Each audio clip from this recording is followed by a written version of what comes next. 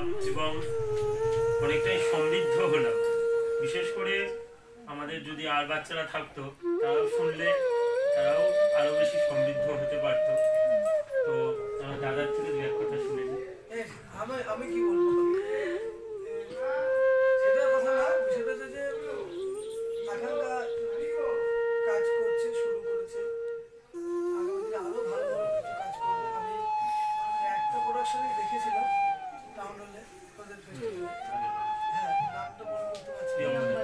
হ্যাঁ, যাই হোক। তা হোক, যেটা দাদান্দা বললো এটাই কথা। গোবরডাঙ্গায় আমাদের একটা নাট্যচর্চা দীর্ঘদিনের একটা ইতিহাস আছে। সেই ইতিহাসের সঙ্গে আরেকটা পালক যুক্ত হলো আকাঙ্ক্ষা। এবারে আকাঙ্ক্ষাও সেই সমুদ্রে, গোবরডাঙ্গার নাট্যচর্চা সমুদ্রে একটা অংশ হিসেবে সেও যুদ্ধে শুরু করল।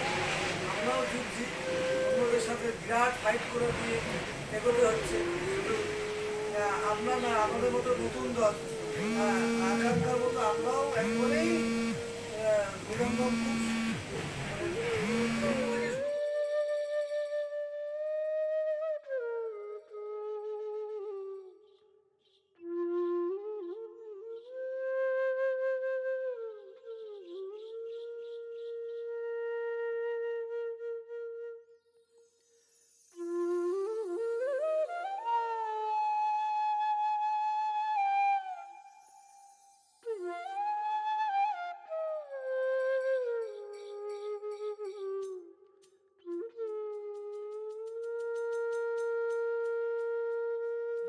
এখন কিন্তু কি হচ্ছে, নতুন যেটা শিক্ষা নীতি আসবে, ওখানে মাস্ট নাটক থাকবে।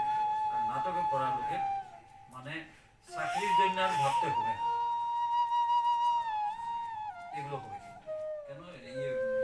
আমাদের ওয়েস্ট বেঙ্গলে বহু বছর আগে সরকার থেকে এই সরকার, আগে সরকার একটা আলোচনা উঠেছিল যে স্কুলের পাঠ্য সাবজেক্টে নাটক একটা সাবজেক্ট ঢুকাবে।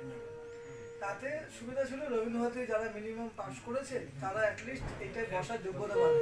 কিন্তু ঢুকিয়েছে, ডান্স ঢুকিয়েছে, এবং এটাকে নাটকটাকে এমনভাবে ঢুকিয়ে দিয়েছে যে ওয়ার্ক এডুকেশন সাবজেক্টে। অনেকে এসএসসি দিয়েছিল এটা ওয়ার্ক এডুকেশন হিসেবে। থিয়েটার হিসেবে কোনো টিচার নেওয়া হয়নি, কিন্তু ডান্স টিচার ঢুকেছে। এখন গভর্নমেন্ট স্কুলগুলোতে ডান্সের টিচার নেওয়া হয়, ডান্সের মিউজিকের মিউজিকও নিচ্ছে, ডান্সও নিচ্ছে আলাদা কোটা, কিন্তু থিয়েটারটা নিয়ে এখনো হয়নি। এটা নিয়ে বিরাট জলঘোলা হয়েছিল। কিন্তু নন গভর্নমেন্ট সমস্ত স্কুলে ড্রামা আছে, সমস্ত প্রাইভেট স্কুলে ড্রামার টিচার রাখতেই হবে, ড্রামার টিচার রাখতেই হবে প্রাইভেট স্কুলগুলোতে যতগুলো। হ্যাঁ, জিওন স্কুল